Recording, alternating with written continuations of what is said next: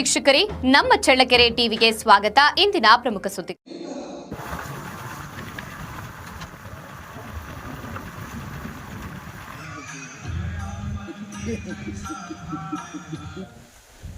ಈಗಾಗಲೇ ನಮ್ಮ ವೆಬ್ಸೈಟ್ ಸೇವಾ ಟ್ರಸ್ಟಿಂದ ಮಾಡಿರ್ತಕ್ಕಂಥ ಸಾಯಿ ಮಂದಿರ ಈಗ 13ನೇ ವರ್ಷ, ಅಂದರೆ ಭೂಮಿ ಪೂಜೆ ಆಗಿ ಪ್ರಾರಂಭ ಆಗಿ 9 ವರ್ಷ ತುಂಬಿ 10ನೇ ವರ್ಷದಲ್ಲಿ ನಡೀತಾ ಇದೆ. ಈ ಒಂದು ಇದು ನಾವು ಭೂಮಿ ಪೂಜೆ ಮಾಡಿದಾಗಿಂದ ಸಾಮೂಹಿಕ ಸತ್ಯನಾರಾಯಣ ಸ್ವಾಮಿ ಪೂಜೆ ಮಾಡ್ಕೊಬಂದ್ವಿ. 2013ರಲ್ಲಿ ನಾವು ಭೂಮಿ ಪೂಜೆ ಮಾಡಿದ ಮೇಲೆ 2014ರಲ್ಲಿ ವೀರೇಂದ್ರ ಹೆಗ್ಡೆ ಅವರು ಬಂದಾಗ ಅವರು ಸಾಮೂಹಿಕ ಸತ್ಯನಾರಾಯಣ ಸ್ವಾಮಿ ಪೂಜೆ ಆವತ್ತಿನ ದಿವಸನೇ 5,000 ಜೋಡಿನ ಪೂಜೆಗೆ ಕೂರಿಸಿದ್ರು. ಆ ಸಂದರ್ಭದಲ್ಲಿ ಸುಮಾರು 40,000 ಜನ ಅವತ್ತು ಸೇರಿದ್ರು. ಅವಾಗಿನ ದೇವಸ್ಥಾನ ಸಮೇತ ಓಪನ್ ಆಗಿರಲಿಲ್ಲ, ಅವಾಗಿನ ಸ್ವಲ್ಪ ಲಿಮಿಟೆಡ್ ಲೆವೆಲ್ಗಿತ್ತು. ಆ ಸಂದರ್ಭದಲ್ಲಿ ಅವರು ಪೂಜ್ಯರು ಹೇಳಿದರು, ಪ್ರತಿ ಗುರುಪೂರ್ಣಿಮೆ ದಿವಸ, ಹುಣ್ಣಿಮೆ ದಿವಸ ನೀವು ಏನೇನು ಸಾಮೂಹಿಕ ಸತ್ಯನಾರಾಯಣ ಪೂಜೆ ಇದೆ ಇದನ್ನು ಮಾಡ್ಕೊಂಡು ಹೋಗ್ರಿ, ಒಳ್ಳೆಯದಾಗುತ್ತೆ ಅಂತಂದು ಹೇಳಿದರು. ನಾವು ಆವತ್ತಿಂದನೂ ಸಹ ಸುಮಾರು 4-5 ವರ್ಷ ಕೊರೋನಾ ಬರೋವರೆಗೂ ಅವ್ರ ಜೊತೆಗೆ ಸೇರ್ಕೊಂಡು ನಾವು ಸಾಮೂಹಿಕ ಸತ್ಯನಾರಾಯಣ ಪೂಜೆ ಮಾಡಿದ್ವಿ. 2020ರಿಂದ ಸ್ವಲ್ಪ ನಾವೇ ಮಾಡ್ಕೊಳ್ತಾ ಹೋದ್ವಿ. ಈ ಸಾರಿ ಧರ್ಮಸ್ಥಳ ಗ್ರಾಮಾಭಿವೃದ್ಧಿ ಸಂಸ್ಥೆಯವರು ನಾವು ಸಹ ಜೊತೆಗೆ ಸೇರ್ಕೊಂಡು ಮಾಡೋಣ ಅಂತಂದೇಳಿ ನಾವು ಕೋರಿದ್ವಿ. ಅವರು ಸಹ ಸಂತೋಷ ಒಪ್ಕೊಂಡು ಈ ಸರಿ ಪ್ರತಿ ಸರಿ ನಾವು ಒಂದು 250-300 ಜನ ಅವರೇಜಾಗಿ ಕೂಡ್ತಾಯಿದ್ವಿ. ಈ ಸರಿ ಧರ್ಮಸ್ಥಳದ ಕಡೆಯಿಂದಲೇ ಸುಮಾರು 650-700 ಜನ ಪೂಜೆಗೆ ಕೂಡ್ತಾ ಇದ್ದಾರೆ. ಒಟ್ಟು ಒಂದು 1000 ಜೋಡಿ ಪೂಜೆಗೆ ಈ ಸರಿ ಕೂಡ್ತಕ್ಕಂಥದ್ದು ವಿಶೇಷತೆ ಈ ಸರಿ. ಮತ್ತು ಅವರು ಸಹ ಭಾಗವಹಿಸ್ತಾ ಇದ್ದಾರೆ. ಮತ್ತು ಈ ಸಂದರ್ಭದಲ್ಲಿ ನಾವಾಗಲೇ ಸೋಮವಾರದಿಂದ ಬೈಕ್ ರ್ಯಾಲಿ ಪ್ರಾರಂಭ ಆಗುತ್ತೆ. ಅದು ಎಲ್ಲ ಮುಖ್ಯ ರಸ್ತೆಗಳಲ್ಲಿ ಹೋಗಿ ಎಲ್ಲ ಜನಗಳಿಗೆ ಒಂದು ಆಹ್ವಾನ ಕೊಡೋದ್ರ ಮೂಲಕ ಒಂದು ಅವೇರ್ನೆಸ್ಸನ್ನು ಕ್ರಿಯೇಟ್ ಮಾಡ್ತಕ್ಕಂಥದ್ದು. ಮತ್ತು ಮಂಗಳವಾರ ಬೆಳಿಗ್ಗೆ ಶಂಕರಮ್ಮನ ದೇವಸ್ಥಾನ 8:30ರಿಂದ ಏನು ಬಾಬಾ ಅವರ ಭಾವಚಿತ್ರದೊಂದಿಗೆ ಎಲ್ಲ ಪ್ರಮುಖ ಬೀದಿಗಳಲ್ಲಿ ಪ್ರತಿ ವರ್ಷದಂತೆ ಈ ವರ್ಷ ಮುಖ್ಯ ರಸ್ತೆಗಳಲ್ಲಿ ಸಾಯಿಬಾಬಾ ಅವರ ಪ್ರೇರಣೆ ಸುಮಾರು 8 ಕಲಾ ತಂಡಗಳು ಸರಿ. ವಿಶೇಷವಾಗಿ ಕಳೆದ ಬಾರಿಯಲ್ಲಿ 8 ಕಲಾ ತಂಡಗಳು ಎಲ್ಲರೂ ವಾಲಂಟಿಯರ್ ಸೇವೆ ಮಾಡ್ತೀವಂತ ಕೋಲಾಟದವರು ಅವರೆಲ್ಲ ವಾಲಂಟಿಯರ್ ಬಂದಿದ್ದಾರೆ. ಆ ಕಲಾ ತಂಡಗಳೊಂದಿಗೆ ಸುಮಾರು ಅದನ್ನು ಮಂಗಳವಾರ 12 ಗಂಟೆ ಅಷ್ಟೊತ್ತಿಗೆ ಮುಗಿಯುತ್ತೆ. 12 ಗಂಟೆ ಮುಗಿದ ನಂತರ ಆರತಿ ಆಗುತ್ತೆ. ಆರತಿ ಆದ ನಂತರ ಕೆಳಗಡೆ ಒಂದು ಚಿಕ್ಕ ಒಂದು ಉದ್ಘಾಟನೆ ಸಮಾರಂಭ ಇರುತ್ತೆ.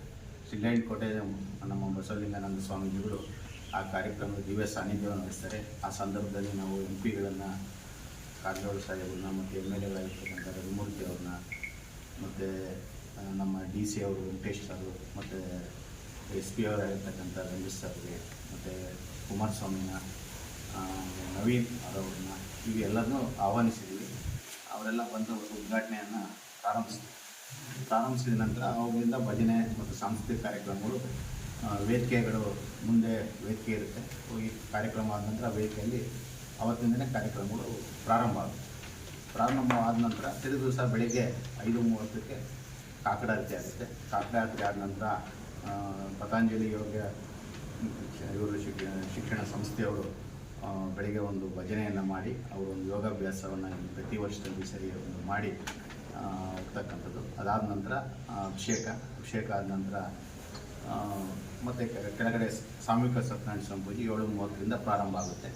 ಅದು ಸುಮಾರು 10:30ರೊಳಗೆ ಪೂಜೆ ಕಾರ್ಯ ಎಲ್ಲ ಮುಗಿದು 10:30ರಿಂದ 12 ಗಂಟೆವರೆಗೂ ಧರ್ಮಸ್ಥಳ ಗ್ರಾಮಾಭಿವೃದ್ಧಿ ಸಂಸ್ಥೆಯವರು ಅವರ ಅಧಿಕಾರಿಗಳು ಮತ್ತು ನಮ್ಮ ಸಂಬಂಧಪಟ್ಟ ಶಾಸಕರ ಜೊತೆ ಒಂದು ಧಾರ್ಮಿಕ ಸಭೆಯನ್ನು ದಿವಸನೂ 29 ತಾರೀಕು ಇಲ್ಲೇ ಕೆಳಗಡೆನೇ ಮಾಡ್ತಾರೆ. ಪೂಜಾ ಒಂದು ವಿಶೇಷತೆ ಏನು ಅನ್ನೋದ್ರ ಬಗ್ಗೆ ನಮ್ಮ ಗೌತಮ್ ಶಾಸ್ತ್ರಿ ಅವರು ಸಹ ಅದು ಸತ್ಯನಾರಾಯಣ ಸ್ವಾಮಿ ಪೂಜೆ ಬಗ್ಗೆ ಒಂದೆರಡು ಮಾತನ್ನು ಆಡ್ತಾರೆ. ಮತ್ತು ಗುರುಪೂರ್ಣಿಮೆ ಬಗ್ಗೆಯೂ ಆ ಸಂದರ್ಭದಲ್ಲಿ ಅವರು ತಿಳಿಸ್ತಕ್ಕಂಥ ಒಂದು ಕೆಲಸವನ್ನು ಮಾಡ್ತಾರೆ. ಅದಾದ ನಂತರ ಮೇಲ್ಗಡೆ ಮಾದಾರ ಚೆನ್ನೈ ಸ್ವಾಮೀಜಿಗಳವರು ಅವರೇ ಸ್ವಹಸ್ತದಿಂದ ಪ್ರತಿ ವರ್ಷ ಈಗ 3ನೇ ವರ್ಷ ಈಗ ಅವರೇ ಆರತಿಯನ್ನು 12 ಗಂಟೆ ಕರೆಕ್ಟಾಗಿ ಆರತಿಯನ್ನು ಸ್ವಾಮೀಜಿಗಳು ಮಾಡ್ತಕ್ಕಂಥ ಕೆಲಸ.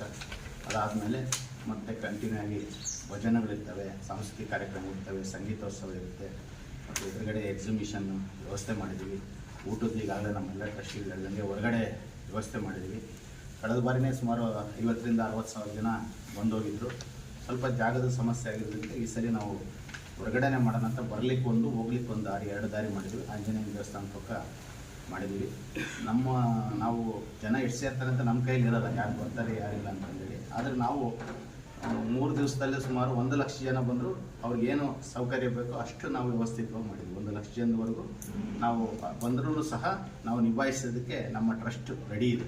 ಅದಕ್ಕೆ ಅವ್ರಿಗೆ ಪ್ರಸಾದ ಇರ್ಬೋದು, ದರ್ಶನ ಇರ್ಬೋದು, ಮತ್ತು ಅವರಿಗೆ ಒಳ್ಳೆಯ ನೆಮ್ಮದಿ ಕೊಡ್ತಕ್ಕಂಥದ್ದು ಅಷ್ಟು ನಾವು ವ್ಯವಸ್ಥಿತವಾಗಿ ಇಟ್ಕೊಂಡಿದ್ದೀವಿ. ಯಾಕೆಂದರೆ ಒಂದು ಸರಿ ನಾವು ಅಂದ್ಕೊಂಡಿದ್ದಕ್ಕಿಂತ ಸುಮಾರು ಒಂದು 15-20 ಸಾವಿರ ಜನ ಜಾಸ್ತಿ ಬಂದರು. ಈ ಸರಿ ಇನ್ನೂ ಭಾಳಷ್ಟು ಪ್ರಚಾರ ಆಗಿದೆ.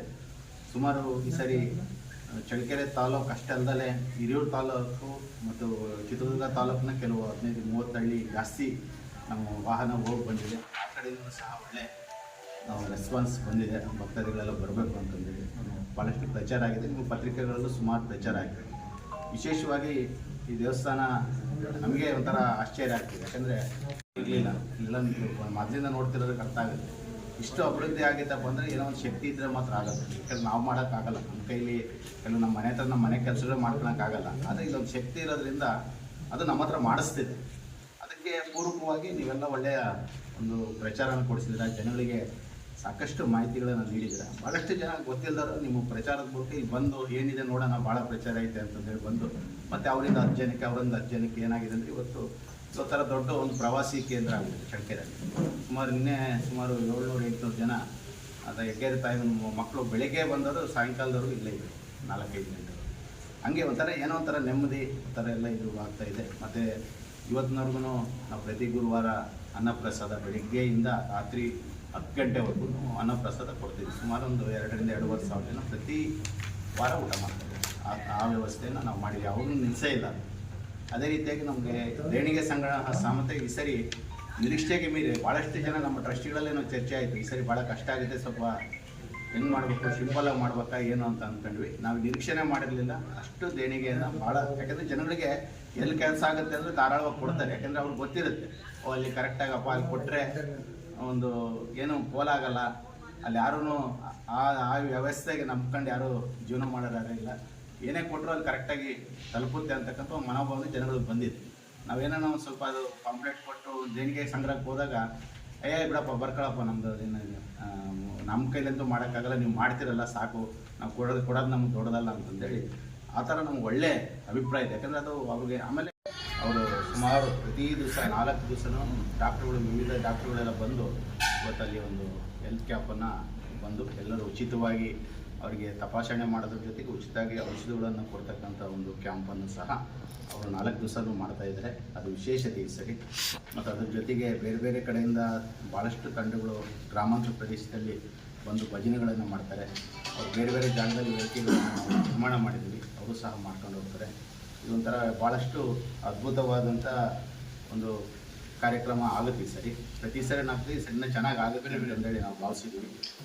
ಮುಂದಿನ ದಿನಗಳಲ್ಲಿ ಇದನ್ನು ಹೆಚ್ಚಿನದಾಗಿ ಇನ್ನೂ ಒಂದು ಸುದ್ದಿಯನ್ನು ಮಾಡೋದ್ರ ಮೂಲಕ ಇನ್ನೂ ಹೆಚ್ಚು ಜನ ಬಂದು ನಮಗೇನಂದರೆ ಭಯ ಇರೋದಿಲ್ಲ. ಯಾಕೆಂದರೆ ನಮಗೆ ಜನ ಜಾಸ್ತಿ ಬಂದರೆ ನಮ್ಗೆ ಖುಷಿ ಜಾಸ್ತಿ.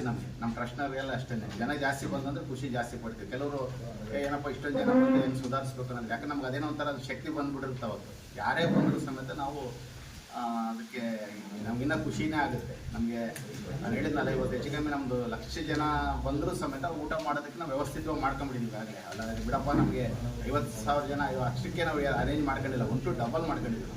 ಇವತ್ತು ಅಷ್ಟು ಜನ ಬಂದರೂ ಸಮೇತ ಒಳ್ಳೆ ಊಟ, ಒಳ್ಳೆ ಪ್ರಸಾದ, ಒಳ್ಳೆ ದರ್ಶನ, ಒಳ್ಳೆ ಇದು ಎಲ್ಲ ನಮ್ಮ ಟ್ರಸ್ಟಿಗಳು ಈ ಸರಿ ಭಾಳಷ್ಟು ಜವಾಬ್ದಾರಿಯುತವಾಗಿ ನಮ್ಮ ಸಾಯಿ ಭಕ್ತರು, ಟ್ರಸ್ಟಿಗಳು ಎಲ್ಲರೂ ಚೆನ್ನಾಗಿ ಒಂದು ಕೆಲಸ ಕಾರ್ಯಗಳನ್ನು ಮಾಡಿದ್ದಾರೆ. ಚೆನ್ನಾಗಿ ಆಗುತ್ತೆ ಅಂತ ನಾವು ಎಲ್ಲ ಭಾವಿಸಿದ್ವಿ. ಮುಂದಿನ ದಿನಗಳಲ್ಲಿ ನಿಮ್ಮೆಲ್ಲರ ಸಹಕಾರ ಹೇಳಿ ಸರಿ ಎಲ್ಲ ಥರ ಇದು ಮಾಡಿದ್ವಿ. ಇದು ಮೇಲ್ಗಡೆ ಆಗಲಿ ಇಂಟ್ರೆಸ್ಟ್ 60 ವರ್ಷ ತುಂಬ ಏಜ್ ಆದಾಗ ಸಮೇತ ಸಪ್ರೇಟ್ ಲೈನ್ ಮಾಡಿಬಿಟ್ಟು ಅವರಿಗೆ ಯಾವುದೇ ತೊಂದರೆ ಆಗದಂಗೆ ದರ್ಶನ ಮಾಡ್ಕೊಂಡು ಅವರು ಸಪ್ರೇಟ್ ಇದರಲ್ಲಿ ಹೋಗ್ಬಿಟ್ಟು ಊಟ ಮಾಡ್ಕೊಂಡು ಹೋಗೋ ಥರ ಎಲ್ಲ ವ್ಯವಸ್ಥೆನೂ ಸಮೇತ ಮಾಡಿದ್ದೀವಿ. ಇನ್ನೂ ಹೆಚ್ಚಿಗೆ ಎಲ್ಲ ಅಧ್ಯಕ್ಷರು ಮಾತಾಡಿ ಹೇಳ್ತಾರೆ ಹೇಳಿ. ವರ್ಷದಿಂದ ಈ ಕಾರ್ಯಕ್ರಮ ವ್ಯವಸ್ಥಿತವಾಗಿ ಮಾಡ್ಕೊಂಡು ಬರ್ತಾಯಿದ್ವಿ. ಸ್ಟಾರ್ಟಿಂಗಲ್ಲಿ 4-5 ಸಾವಿರ ಜನ ಇರ್ತಕ್ಕಂಥದ್ದು,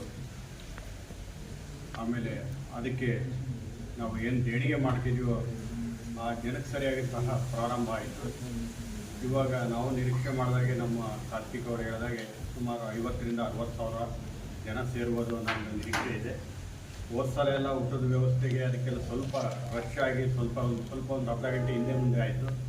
ಹಾಗಾಗಿ ಸುಮಾರು ಅನೇಕ ಎಲ್ಲವನ್ನು ನಾವು ಅಚ್ಚುಕಟ್ಟಾಗಿ ಹೋದ ಸಲ ಏನು ಮಾಡಿದ್ವು ಅದಕ್ಕಿಂತ ಎಚ್ಚರಿಕೆ ವಹಿಸಿ ಎಲ್ಲೆಲ್ಲಿ ಏನೇನು ಬೇಕು, ಕುಡಿಯೋ ನೀರಿನ ವ್ಯವಸ್ಥೆ ಮತ್ತು ಪ್ರಸಾದದ ವ್ಯವಸ್ಥೆ, ಊಟದ ವ್ಯವಸ್ಥೆ ಯಾವುದು ತೊಂದರೆ ಇಲ್ಲದೇ ಇರೋ ರೀತಿಯಲ್ಲಿ ಎಲ್ಲವನ್ನು ಭಾಳ ಅಚ್ಚುಕಟ್ಟಾಗಿ ವ್ಯವಸ್ಥೆ ಮಾಡಿದ್ದೀವಿ. 27ನೇ ತಾರೀಕು ಬೆಳಿಗ್ಗೆ 9:09ವರೆಗೆ ವಾಲ್ಮೀಕಿ ಸರ್ಕಲ್ನಿಂದ ಒಂದು ಬೈಕ್ ರ್ಯಾಲಿನ ಆಯೋಜನೆ ಮಾಡಿದ್ದೀವಿ. ಎಲ್ಲ ಊರಿನ ಎಲ್ಲ ಪ್ರಮುಖ ಬೀದಿಗಳಲ್ಲಿ ಬೈಕ್ ರ್ಯಾಲಿ ಮಾಡಿಕೊಂಡು ಜನರಿಗೊಂದು ಅವೇರ್ನೆಸ್ ಮತ್ತು ಒಂದು ವೆಲ್ಕಮ್ ಮಾಡೋ ರೀತಿ ಒಂದು ಪ್ಲ್ಯಾನ್ ಮಾಡಿದ್ದೀವಿ. ಅದೇ ರೀತಿ 25 ಈ ಸಾರಿ ಸರ್ ಮಾಡ್ಕೊಂಡಿದ್ದೀವಿ. ಎಂಟ್ರೆನ್ಸು ಎಕ್ಸಿಟ್ ಎರಡು ಒಂದೇ ಕಡೆ ಇತ್ತು ಇದುವರೆಗೂ. ಈ ಸಾರಿ ಎಂಟ್ರೆನ್ಸ್ ಒಂದು ಕಡೆ ಇದೆ, ಎಕ್ಸಿಟ್ ಒಂದು ಕಡೆಗೆ ಮಾಡಿದ್ದೀವಿ, ಯಾವುದೇ ತೊಂದರೆ ಆಗಬಾರ್ದು ಅಂತ. ನಮ್ಮ ಅಂದಾಜಿನ ಪ್ರಕಾರ 50,000 ರಿಂದ 60,000 ಜನ ಸೇರ್ಬೋದು ಅನ್ನೋ ಒಂದು ಪ್ಲಾನ್ ಇದೆ. ಅದಕ್ಕೆ ಸರಿಯಾಗಿ ಏನು ಅರೇಂಜ್ಮೆಂಟ್ಸ್ ಬೇಕೋ ಅದನ್ನೆಲ್ಲ ನಾವು ಮಾಡ್ಕೊಂಡಿದ್ದೀವಿ. ಜನಗಳು ದೇಣಿಗೆನೂ ಹಂಗೆ ಕೊಟ್ಟಿದ್ದಾರೆ ಪಾಪ. ನಾವು ಮಳೆ ಹೋಗಿದೆ, ಬರಗಾಲ. ನಮ್ಮ 13ನೇ ಗುರುಪ್ರವೇಶ ಕಾರ್ಯಕ್ರಮ ಅದು 1 ತಿಂಗಳಿಂದ ಸಾಗುವ ಹಿಡಿದಿದೆ. ಚಳ್ಳಕೆರೆ ಸುತ್ತಮುತ್ತ ತಾಲೂಕು ಚಿತ್ರದುರ್ಗ ಜಿಲ್ಲೆ ಬರ್ತಕ್ಕಂಥ ತಾಲೂಕು ಹೆಡ್ ಕ್ವಾರ್ಟರ್ಸ್ ಎಲ್ಲ ಈ ಸಾಯಿ ಭಕ್ತರಿದ್ದಾರೆ. ನಮ್ಮ ದೇವಸ್ಥಾನ ಅಭಿಮಾನ ಇಟ್ಟು ಎಲ್ಲ ಕಡೆ ಒಳ್ಳೆ ಅಭಿಪ್ರಾಯ ಕೊಟ್ಟಿದ್ದಾರೆ. ಆಗ ಎಲ್ಲ ಬರ್ತಕ್ಕಂಥ ಭಕ್ತರಿಗೆ ಅನುಕೂಲ ಆಗೋ ಇದೆಲ್ಲ ನಾವೆಲ್ಲ ಒಂದೊಂದು ಟೀಮ್ ಮಾಡಿದ್ವಿ. ಟೀಮ್ ವೈಸ್ ಎಲ್ಲ ಮಾಡಿದ್ದೀವಿ ಮತ್ತು ಎಲ್ಲ ಅದಕ್ಕೆ ಏನೇನು ಪ್ಲ್ಯಾನ್ ಬೇಕೆಲ್ಲ ಮಾಡಿದ್ವಿ ಅಂತ ಹೇಳ್ತಾರೆ.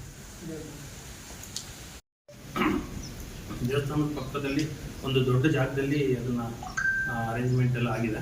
ಹಾಗಾಗಿ ಈಗ ಯಾವುದೇ ಥರದ ತೊಂದರೆಗಳು ಆಗಲ್ಲ. ಭಕ್ತಾದಿಗಳು ಬಂದವರು ದರ್ಶನ ಮಾಡ್ಕೊಂಡು ಸರಾಗವಾಗಿ ಆರಾಮಾಗಿ ಹೋಗ್ಬಿಟ್ಟು ಪ್ರಸಾದ ಫ್ಯಾಮಿಲಿ ಸಮೇತ ಬಂದರೂ ಸಮೇತ ಏನು ಚಿಕ್ಕ ಮಕ್ಕಳನ್ನ ಕರ್ಕೊಂಡ್ಬಂದ್ರೂ ಯಾವುದೇ ರೀತಿ ಸಮಸ್ಯೆ ಆಗೋದಿಲ್ಲ. ಅಷ್ಟು ಫ್ರೀ ಆಗಿರುತ್ತೆ. ಎಲ್ಲರೂ ಆರಾಮಾಗಿ ಪ್ರಸಾದ ಸ್ವೀಕರಿಸಿ ಹೋಗ್ಬೋದು. ಇನ್ನೊಂದು ವಿಶೇಷತೆ ಏನು ಅಂತಂದರೆ